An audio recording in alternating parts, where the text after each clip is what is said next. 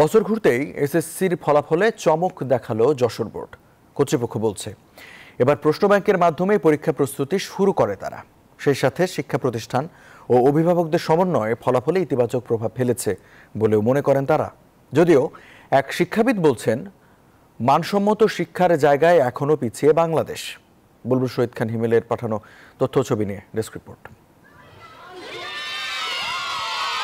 গত বছরের বিপর্যয় কাটিয়ে এবার এসএসসি পরীক্ষার ফলাফলে দেশসেরা যশোর বোর্ড। ভালো ফলাফলের পাশাপাশি শীর্ষস্থানে জায়গা করে নিয়েছে এই বোর্ড। শিক্ষকরা বলছেন মডেল টেস্ট ও বিভিন্ন পরীক্ষা নেয়ার ফলে বেড়েছে পাশের হার।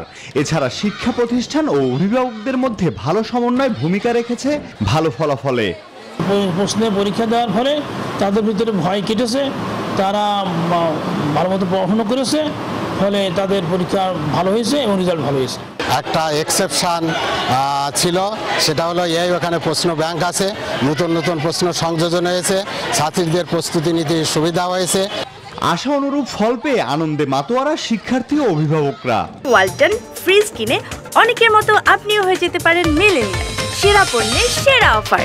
সকাল থেকে টেনশন কাজ করছিল, হুট করে যখন রেজাল্টটা পাইছে একটা আনন্দের কান্না চলে আসছে। আর যে পেপার পেয়েছি আনন্দের অনেক ভালো লাগছে। যে সফলতা পেয়েছে, আমি মনে করি এই সফলতা শুধু আমার পরিবারের না, সারা বাংলাদেশের। অনেক খুশি, আমি যেটা চেয়েছি আমার বাচ্চা সেটা করতে পেরেছে। যশোর শিক্ষা বোর্ড কর্তৃপক্ষ বলছে ষষ্ঠ থেকে দশম শ্রেণী পর্যন্ত প্রশ্ন ব্যাংকের মাধ্যমে পরীক্ষা নেওয়া হয়, আর এখান থেকেই বোর্ড পরীক্ষার প্রস্তুতি শুরু হয় শিক্ষার্থীদের।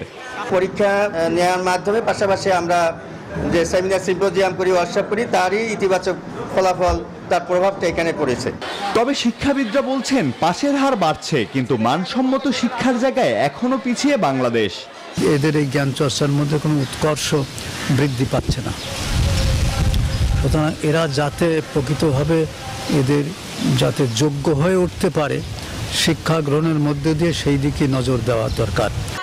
চলতি বছর খুলনা বিভাগের 10 জেলায় 2566টি স্কুল থেকে 1,62,726 জন পরীক্ষার্থী অংশ নেয় মাধ্যমিক পরীক্ষায়। এর মধ্যে 422টি প্রতিষ্ঠানে শতভাগ শিক্ষার্থী পাশ করেছে। Desk report, news 24।